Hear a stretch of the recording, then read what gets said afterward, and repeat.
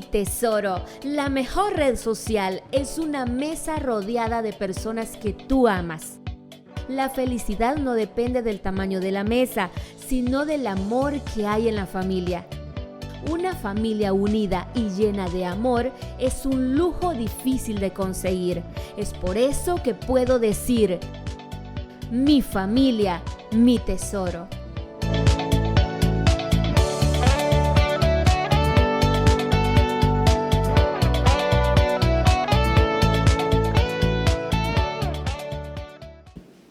Vamos a ir al libro de Salmos, capítulo 84. Y este salmo dice de la siguiente manera: qué bella es tu morada, oh Señor de los ejércitos celestiales. Anhelo y hasta desfallezco de deseo por entrar en los atrios del Señor. Con todo mi ser, mi cuerpo y mi alma gritaré con alegría al Dios viviente. Hasta el gorrión encuentra un hogar y la golondrina construye su nido y cría a sus polluelos cerca de tu altar. Oh Señor de los ejércitos celestiales, mi Rey y mi Dios.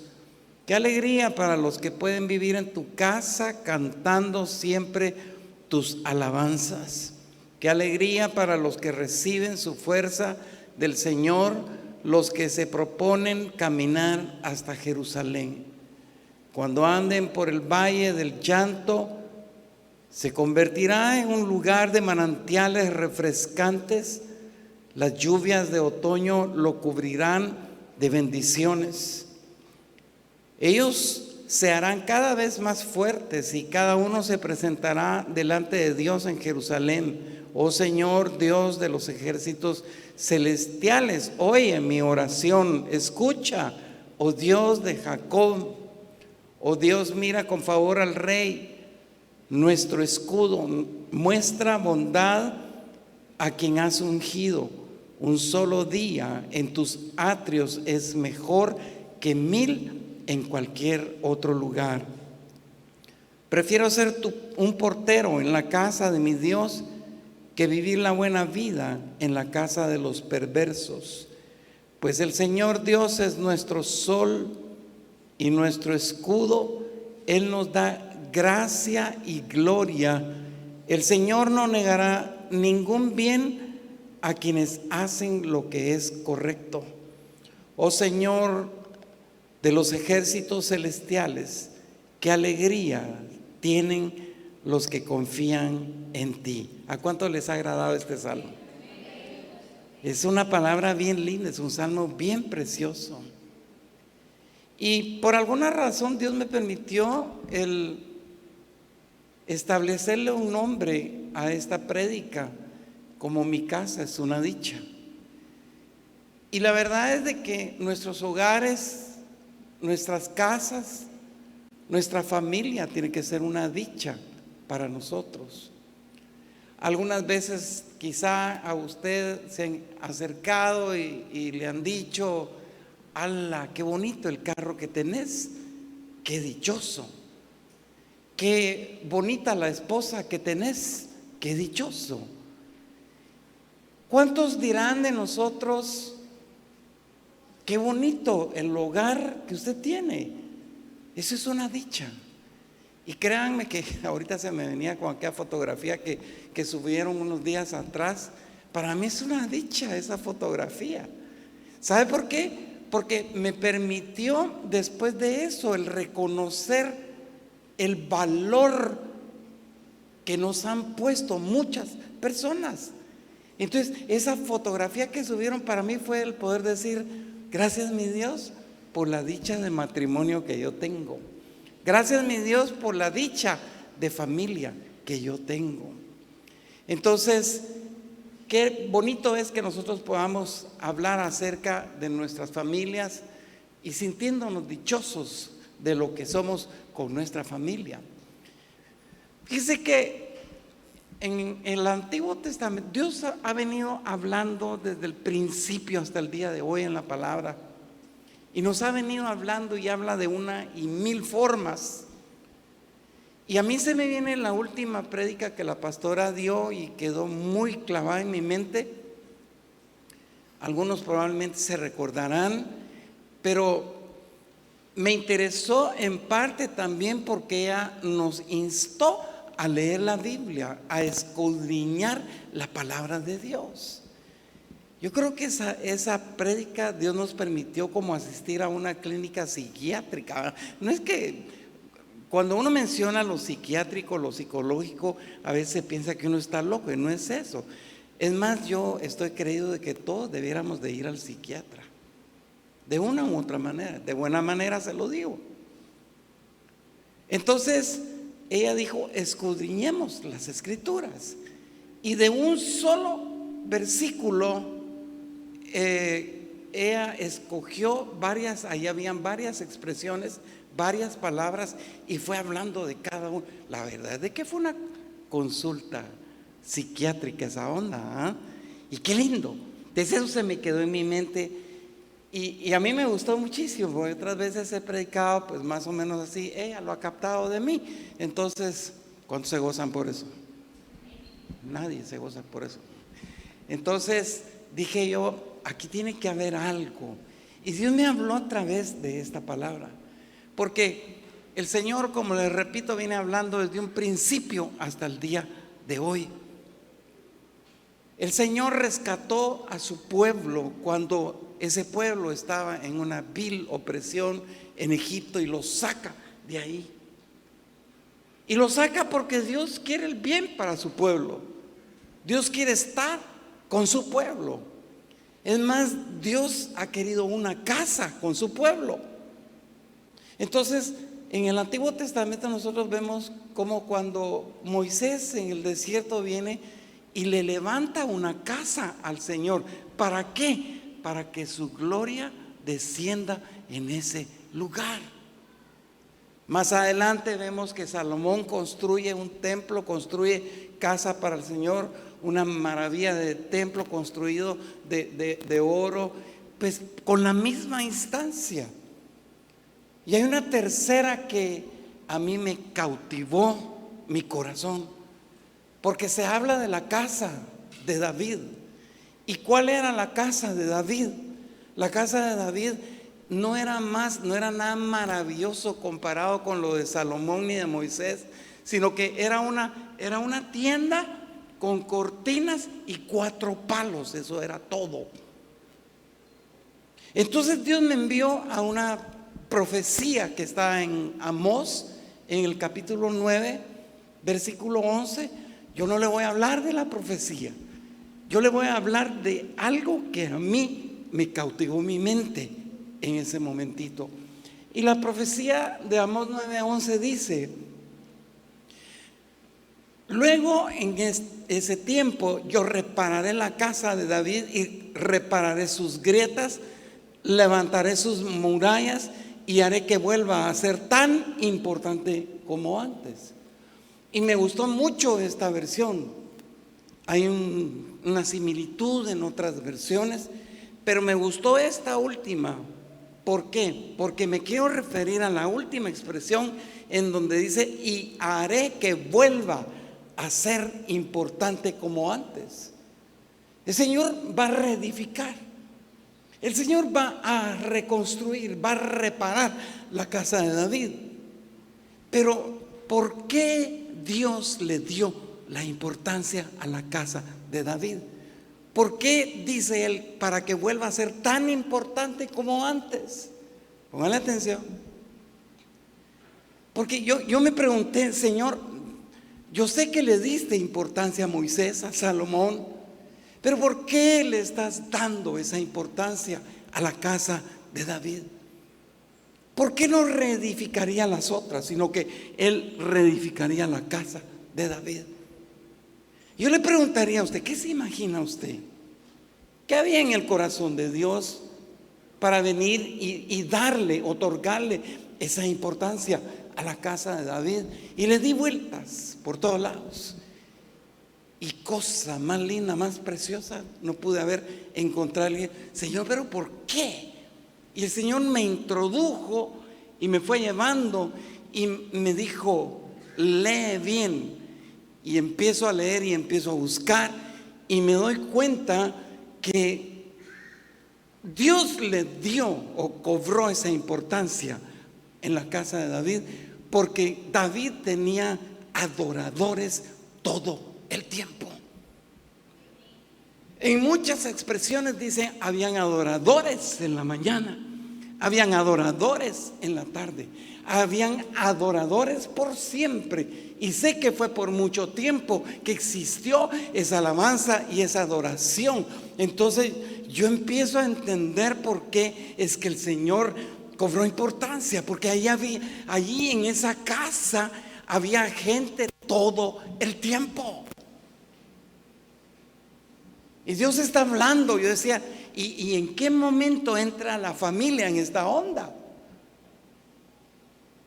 Pero me llamó la atención porque entiendo que David no fue un personaje ritualista, sino que David fue un personaje obediente, porque para él la obediencia va mucho más allá, es mejor que cualquier rito. Pero empecé a entender el corazón del Señor, porque allí se adoraba todo el tiempo. En esa casa había gente todo el tiempo. Y ese Señor, la familia. Pero el Señor me fue llevando y me dijo: David también. Yo prediqué en una oportunidad acerca de esto. David tenía la llave, y vamos a hacer una lectura en donde lo corrobora, que David tenía esa llave para poder entrar a la casa. Fíjese bien, ¿sabe por qué? Cuando regreso yo a esa expresión de la llave, le digo al Señor: la llave es importante. Para nosotros una llave es muy importante. La llave de tu moto, la llave de tu carro, la llave de tu casa. Y hay de nosotros si se nos pierde la llave, nos atarantamos por perder esa llave. O sea, la llave es importante. Pero yo le decía: Señor, ¿qué significa la llave? ¿Por qué es importante para ti la llave? Y me hacía regresar el Señor y me decía: Edwin, allá había gente todo el tiempo adorándome. Allá había gente todo el tiempo alabándome. Entonces empecé a indagar y entendí que el significado de la llave es una hambre intensa. Diga: una hambre intensa. Diga: hambre intensa. ¿Sí? Si pueden mejorar un poquitito el sonido, por favor. Tenía una hambre intensa. Oigan, yo no le estoy hablando a usted de una reacción fisiológica como la que normalmente tenemos algunos cuando entramos en una jaria, en un hambre en el que queremos devorar. Yo he visto personas cuando tienen aquel hambre, pero hambre fuertísimo, que están sentados a la mesa, ya se les ha pasado el tiempo, se empiezan a comer hasta las servilletas porque no aguantan el hambre. Hambre intensa, un apetito intenso. O sea, David, y lo demuestra la palabra del Señor, que David tenía un hambre intensa por la presencia de Dios.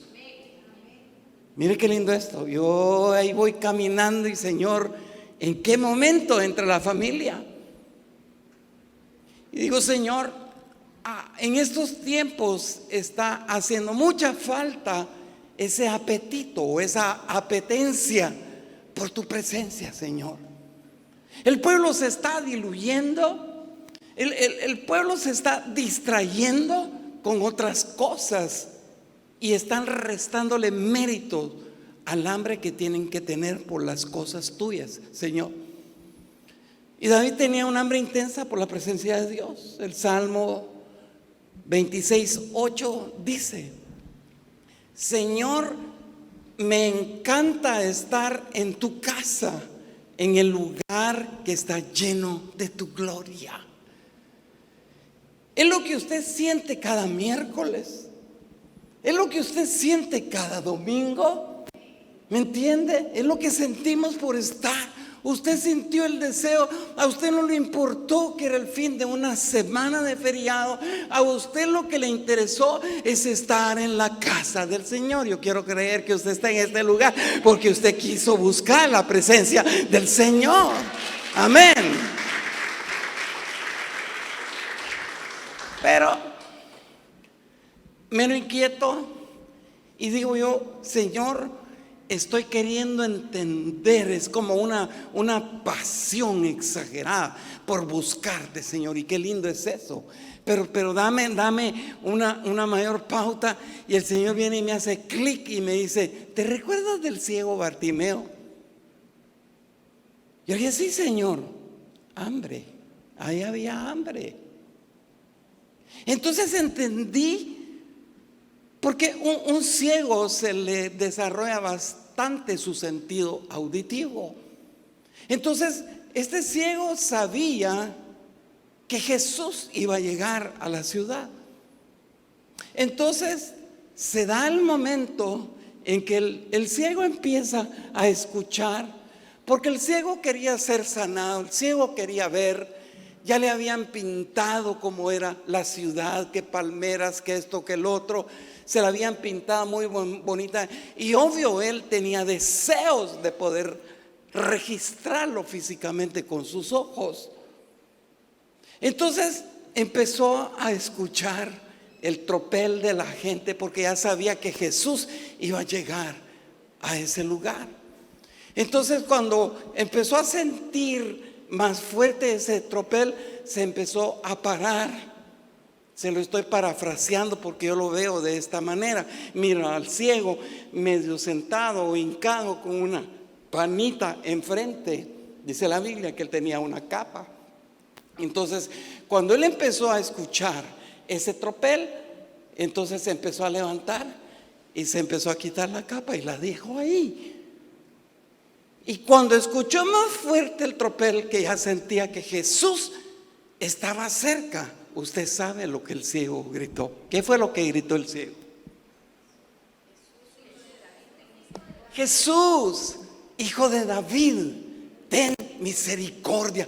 Pero él lo gritó al grado que las personas que probablemente estaban cerca de él empezaron a reprenderle y quizá le empezaron a decir: vos callate, no grites, hombre, ¿verdad? Pero a él poco le importó lo que la gente dijera. Él siguió gritando: Jesús, Hijo de David, ten misericordia de mí.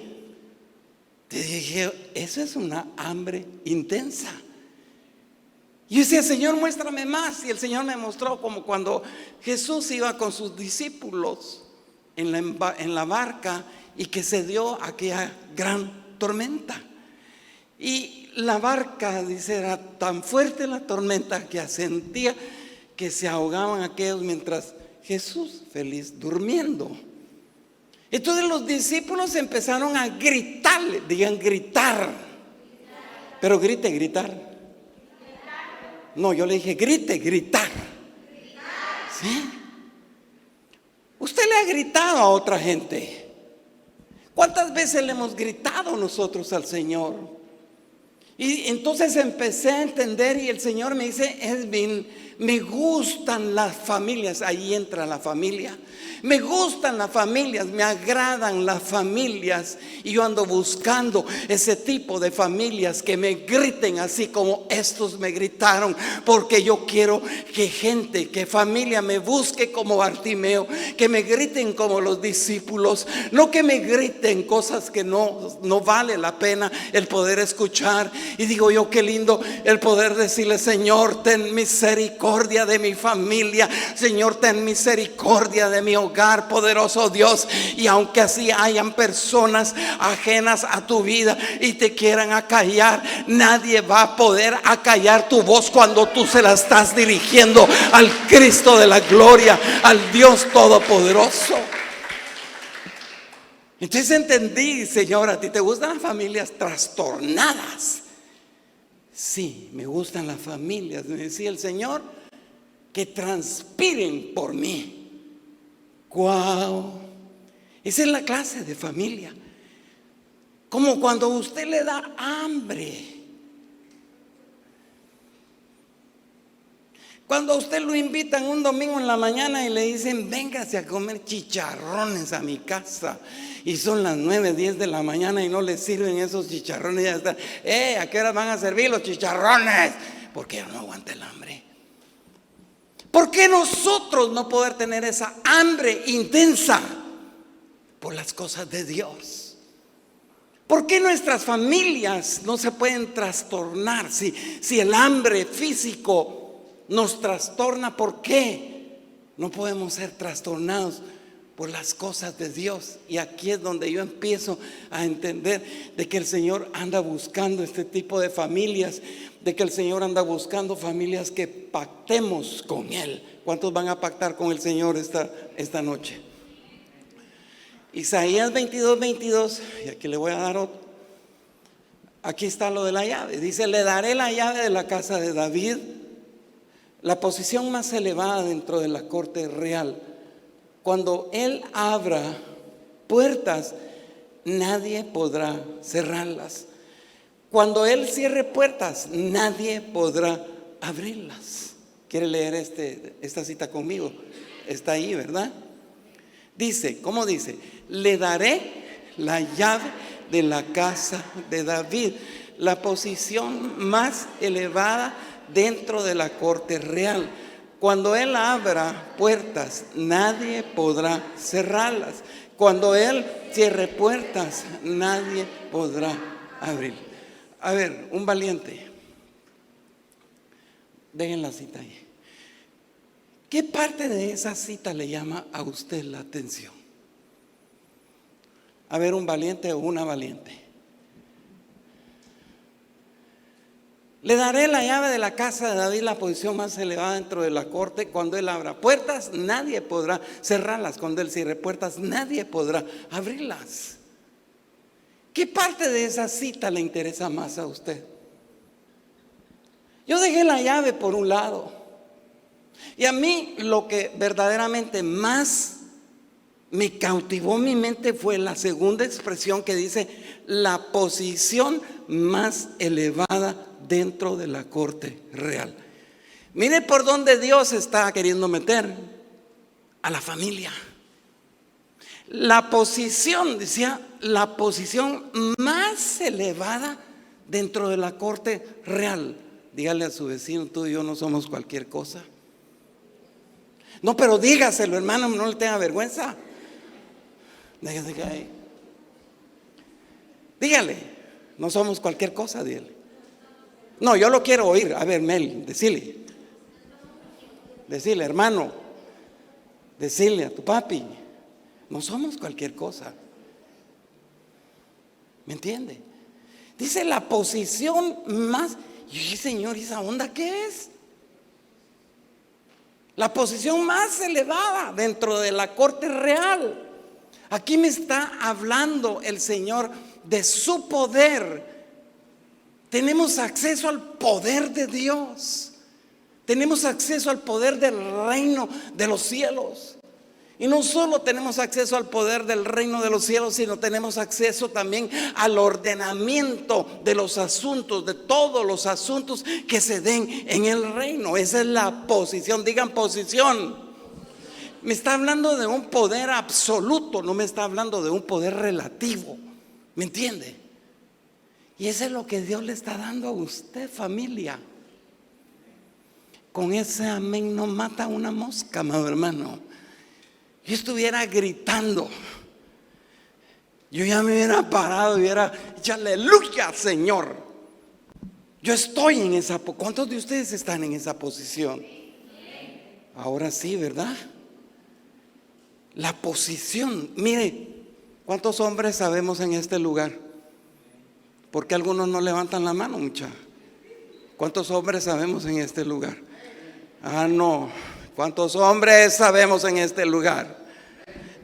Que no me levantó la mano me deja en qué pensar. Es una honra. ¿Sabe que para mí es una honra ser hombre en primer lugar?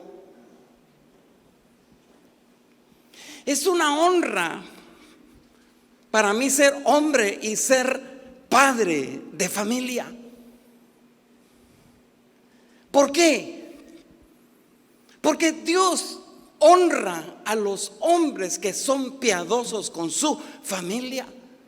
Porque Dios honra a los hombres que estamos en servicio para nuestra familia. Y ese es un valor. Pero ese valor va mucho más allá de tu nombre. Ese valor va mucho más allá de cualquier título que tú puedas tener. Dios aquí me está hablando de una posición. Aquí no me está hablando de un nombre, no me está hablando de un título, sino que me está hablando de una posición. Entonces, ¿qué significa la posición más elevada dentro de la corte real? Es el símbolo de la autoridad real. Para más las mujeres dijeron amén. ¿Sí? Nosotros como hombres, como familia, tenemos el símbolo de la autoridad real. Entonces Dios está deseando que esa posición esté en cada una de nuestras casas. Dios está deseando que esa posición esté en cada uno de nuestros hogares. ¿Por qué? Porque Dios quiere que tu matrimonio sea un matrimonio bendecido. Porque Dios quiere que tus hijos sean hijos bendecidos. Porque Dios quiere que todo lo que tú emprendas realizar en esta vida lo puedas lograr a través de Él. ¿Por qué? Esa es la posición que Él a mí me ha dado. Y el que tiene esa posición tiene la casa. Entiendo, David tenía la llave, tenía la posición, tenía la casa. Familia, tú tienes la posición, tienes la llave, tienes la casa. Tienes la casa del Señor. Entonces estoy entendiendo que en la casa de Dios yo lo tengo todo. Diga conmigo, en la casa de Dios yo lo tengo todo. Tienes la llave, tienes la posición, tienes la casa, lo tienes todo. Porque Dios ahí tiene los mejores y más grandes planes de éxito para tu vida. Tú vas a la casa, tienes esa autoridad, tienes el poder revelado de parte del Señor. Ahí encuentras en la casa todo lo que tú quieras encontrar. Ahí vas a encontrar mujer si no la tienes. Ahí vas a encontrar marido si no lo tienes. Ahí vas a encontrar los papeles de tu carro si no lo tienes. Ahí vas a encontrar la casa que no tienes. Ay, ay, ay, alguien diga gloria a Dios. Ahí vas a encontrar la sanidad que no has logrado encontrar. Diga conmigo, todo está en la casa. O sea, por eso es necesario que nosotros conozcamos a Dios. Porque no es lo mismo que vengan con nosotros y nos hablen y nos digan acerca de Dios. Otra cosa es que nosotros hablemos con Dios. Hermano Nino hizo un recordatorio acerca de la lectura. Si usted no lo ha empezado, mire, todavía le da tiempo. Empiece a leer 1 Corintios. Yo hablaba de un punto con mi esposa esta mañana que me deja cautivado. ¿Por qué? Hemos hecho preguntas a algunos jóvenes así de manera dispersa. Y el joven de por sí anda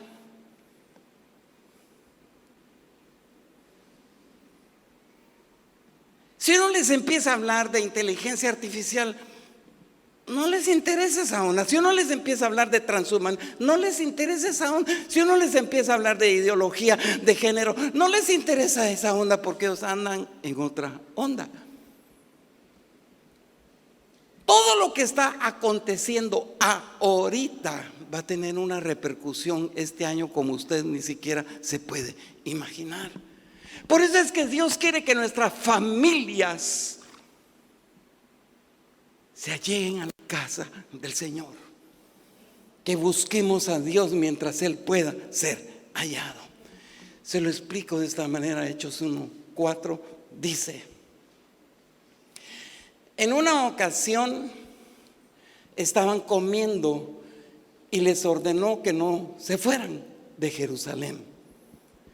Y les dijo: quédense aquí para recibir la promesa del Padre, de la cual ya les he hablado. Entonces yo me detengo Porque el Señor dice, estaban comiendo. Normalmente cuando uno termina de comer, uno se levanta. Algunos tenemos la buena educación de decir muchas gracias, buen provecho. Otros se levantan, se van como Juan por su casa, a su cuarto, que se dicen absolutamente nada. Pero Él dice, les ordeno que no se vayan. ¿Qué se le viene a usted cuando alguien viene y dice, mire, hermano Kilder, quédese aquí, no se vaya? En una palabra, ¿qué me respondería usted? Aquí me quedo en esta posición. Es lo que el Señor está diciendo. Por eso Él dice, quédense aquí. ¿Y para qué les estaba diciendo que se quedaran aquí? Para recibir la promesa del Padre, de la cual ya les había hablado. Entiendo aún más. Familias, quédense aquí y reciban la promesa que el Padre ha ofrecido dar a cada familia. Entonces usted tiene que tener la llave, tiene que estar en posición.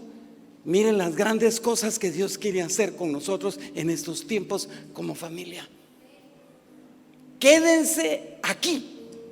Les estaba diciendo, guarden la posición, no se vayan, no se muevan, sino que guardan. ¿Por qué? Porque les voy a dar la promesa, porque les voy a dar mi Santo Espíritu. Eso se lo dijo el Señor y nos lo está diciendo a nosotros. Como familia, sepamos guardar nuestra posición en estos tiempos tan caóticos, desastrosos, difíciles, etcétera, etcétera, etcétera. Quédense aquí, guarden su posición, porque quiero darles. Y eso se los dijo el Señor a los 120 que se fueron al aposento alto. Ellos no sabían qué hacer, no sabían ni siquiera qué decir.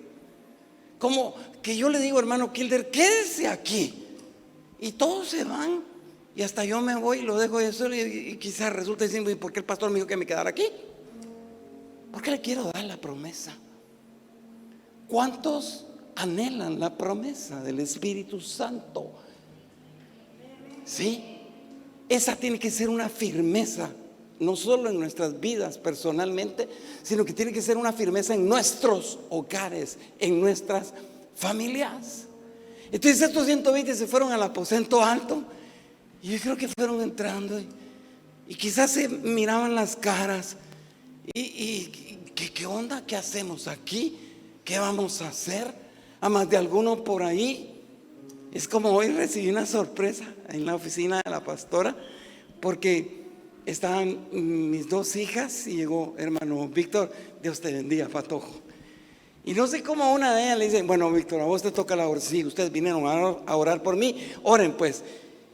Y hermano Víctor se ha echado una oración kilométrica tan linda, tan preciosa, que eso reconfortó mi alma, reconfortó todo mi ser. Eso vino como un atributo hacia mi vida, como diciendo, Edwin, estás en la palabra. Entonces yo me levanto y abrazo a Víctor, le di gracias a Dios por Víctor, a mis hijas también. Entonces, hermano, estos 120 estaban así, a más de alguno en el aposento alto a haber empezado, Padre amado, no sabemos por qué te fuiste, pero nos dijiste que nos quedáramos aquí, Señor. Empezaron a orar. Y quizá alguno otro por ahí empezó a cantar. Alguno agarró un palo y empezó a percusionar, no lo sé, pero ellos empezaron a alabar, empezaron a adorar. Es más, yo pienso de que a más de alguno Dios puso en su espíritu un recordatorio de lo que había sucedido en el tabernáculo de David, de lo que había sucedido en la tienda de David, en donde adoraban continuamente, en donde alababan continuamente al Señor. Entonces ellos empezaron a orar. ¿Por qué? Ahora estoy entendiendo por qué Dios Dios está pretendiendo que esta iglesia, que las iglesias de este tiempo, ahora estoy entendiendo por qué Dios quiere que las familias empecemos a quedarnos en esa posición para poder recibir en un momento dado ese choque, para poder recibir ese viento fuerte, para poder recibir esa ráfaga que viene para nosotros. Porque si tú no tienes esa ráfaga del Espíritu Santo, amado hermano, vas a estar en este mundo, pero vas a perderte fácilmente. Es necesario el Espíritu Santo. Por eso el Señor les dijo: quédense en esa posición. Y Dios está provocando esa hambre intensa en tu vida, en tu familia. ¿Por qué? Porque Él te quiere bendecir. De más está decirlo. Él nos quiere bendecir. Él quiere hogares bendecidos, Él quiere familias bendecidas, Él quiere matrimonios bendecidos, Él quiere hijos bendecidos. Y por eso el Señor, cuando Él dice: te estoy poniendo en una posición, Él está diciendo: aquí te estoy dando la llave, te estoy poniendo un tesoro para tu hogar, estoy poniendo un deseo intenso tuyo hacia mi vida, en tu hogar, en tu familia. Estoy poniendo un deseo en tu corazón para que me busquen y que puedan entrar a mi casa, dice el Señor, porque allí ustedes van a ser un nido, dice Dios. Y es un nido que va a ser perpetuo, y es un nido que no va a ser temporal. Es un nido que va a ser permanente, y ese nido es para tu descendencia. Porque muchos de los que estamos en este lugar, tal vez algunos no se han casado, pero vayan pensando en la descendencia que Dios tiene para sus vidas. Entonces, hermano, tenemos que dejar un legado, tenemos que dejar una descendencia, y esa descendencia, ese legado que estamos dejando, tiene que ser un legado firme, tiene que ser un legado fuerte, tiene que ser un legado estable. Es un legado que eche raíces, pero eche raíces bajo la bendición del Espíritu Santo. Por eso es que Dios quiere que tu vida sea restaurada a partir de hoy. Por eso Dios quiere que tu boca sea restaurada, tu lengua sea restaurada, que te inclines ya a hablar lo positivo, lo que es, y no lo negativo. Yo echo fuera en el nombre poderoso de Jesús toda palabra de maldición que haya salido de nuestra boca, toda palabra de maldición que haya llegado a tu mente y a tu corazón sea rechazada. La Biblia dice: vendrán como la golondrina, así viene la maldición, pero a ti no puede llegar esa maldición, porque hay un Cristo de la gloria que te está permitiendo estar en la posición que tú tienes que estar. Quiero terminar con esto. Ahí leímos nosotros Salmos 84, 11. Dice: el Señor Dios, qué lindo, el Señor Dios brilla sobre nosotros y nos protege, nos bendice con bondad y gloria. El Señor no le niega ninguna bendición al que vive con integridad. ¿Lo quiere leer conmigo? Vamos todos juntos. Salmos 84, 11 dice: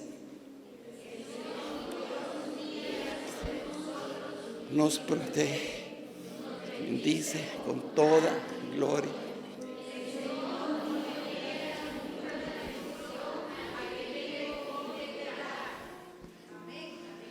Sí, estamos en este mundo lleno de aflicciones, el Señor lo dijo.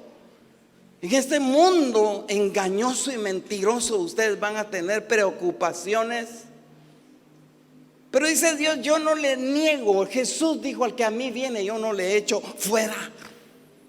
Y aquí el Señor me está diciendo: no le niego ninguna bendición al que vive con integridad. En el mundo nosotros podemos ver aflicciones, angustias, pánico. Hay mucho pánico, hay mucha sospecha, hay mucho rumor, hay mucha desconfianza, hay mucha inseguridad. Y máxime como país, nosotros de Guatemala, que estamos en un proceso eleccionario, yo le he orado al Señor y le digo: Padre, levanta Moisés para Guatemala. Levanta un hombre íntegro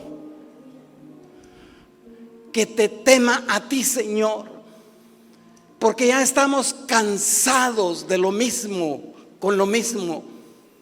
Yo le digo al Señor, levanta a alguien, y estoy seguro que Dios va a levantar a alguien, primeramente Dios, para que nosotros podamos sentir no pánico, sino sentir alegría, sentir gozo de venir a la casa del Señor. Porque qué triste, algunos no se acercan a la casa del Señor, especialmente en los cultos de la noche, porque tienen miedo. Y Dios dice: yo no le niego la bendición, yo no le niego la protección a aquel que vive en integridad.